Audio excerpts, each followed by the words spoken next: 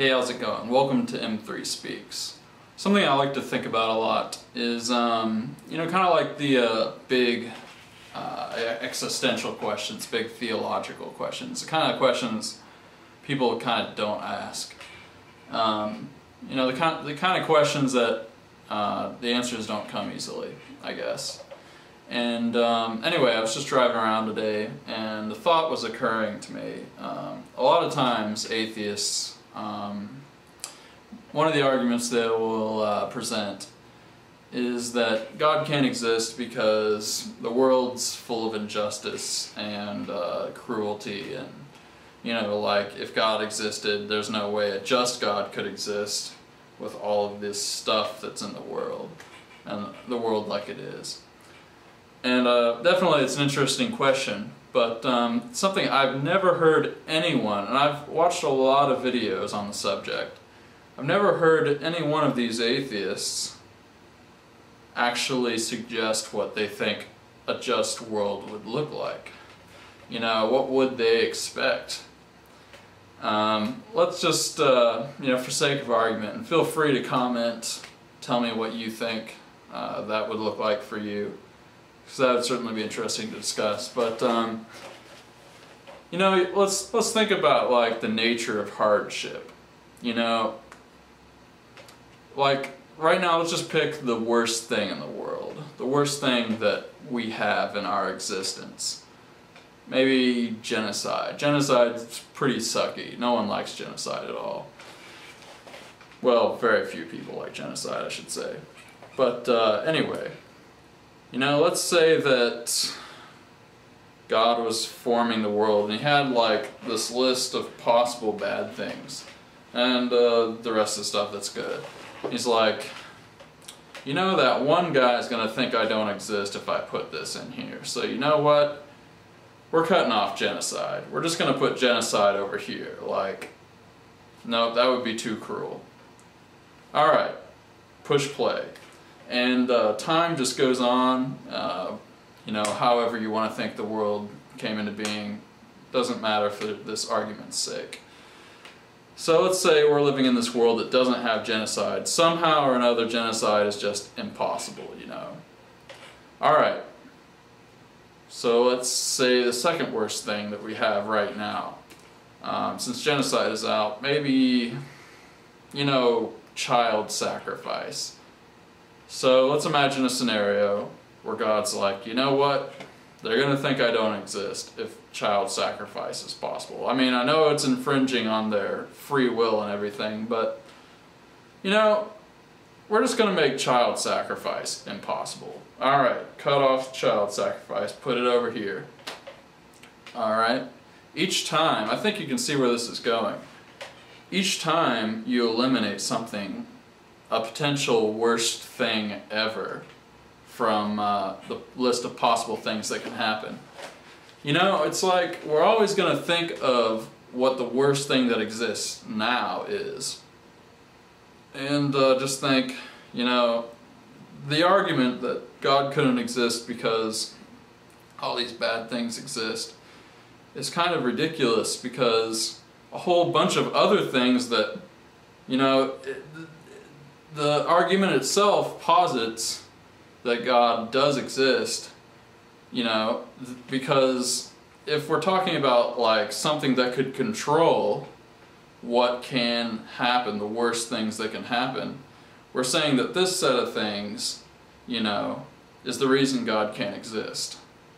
But what if the things that we have now are actually just like the really mild things compared to what could have been included in the world? Let's say there's something worse than genocide that we can't even imagine. Maybe God left those out. Maybe this is like one of the best possible Earth scenarios. But I want to move on. That's just the first part of this argument, or this thought, I guess.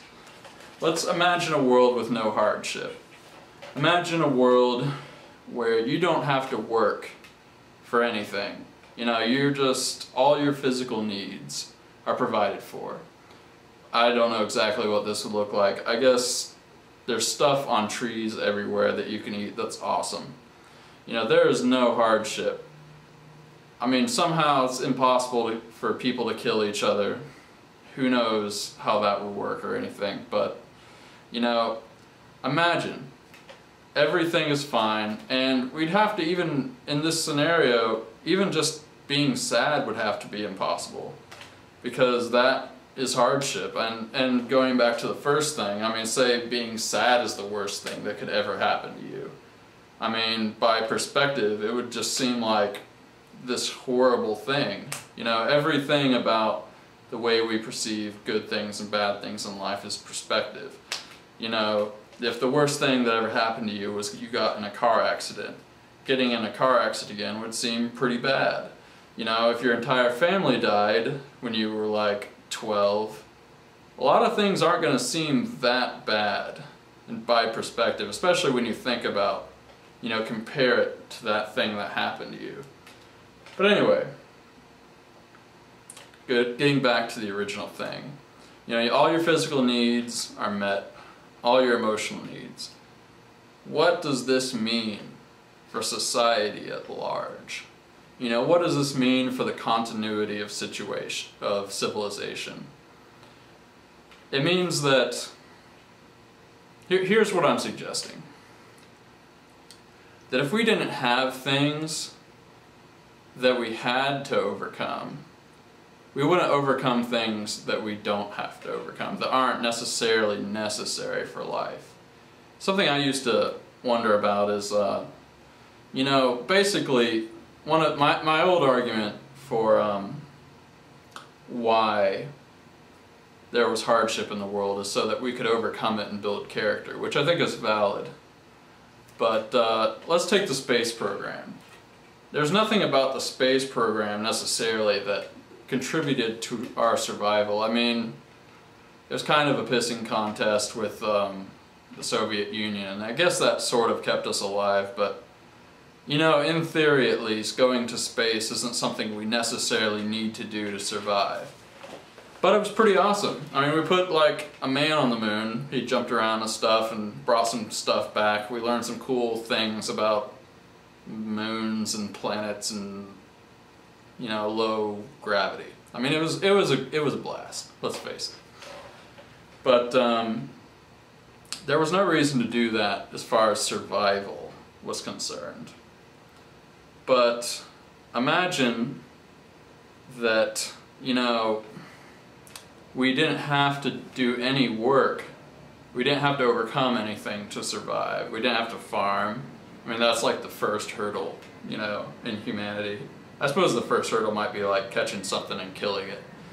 But, you know, we never would have developed technology if we never had to develop, you know, agriculture or spears or whatever. You know, we just never would have been on that path that eventually facilitated us doing amazing things. I mean, think about medicine. Everything we know about the human body, virtually everything we know about the human body, is because of the human body going wrong. You know, we only know anatomy because we had to kind of study anatomy to know how to fix the body. I mean, I guess technically it's not entirely true because, you know, people like Leonardo da Vinci used to dig people up out of graves and just because he was curious and cut them apart.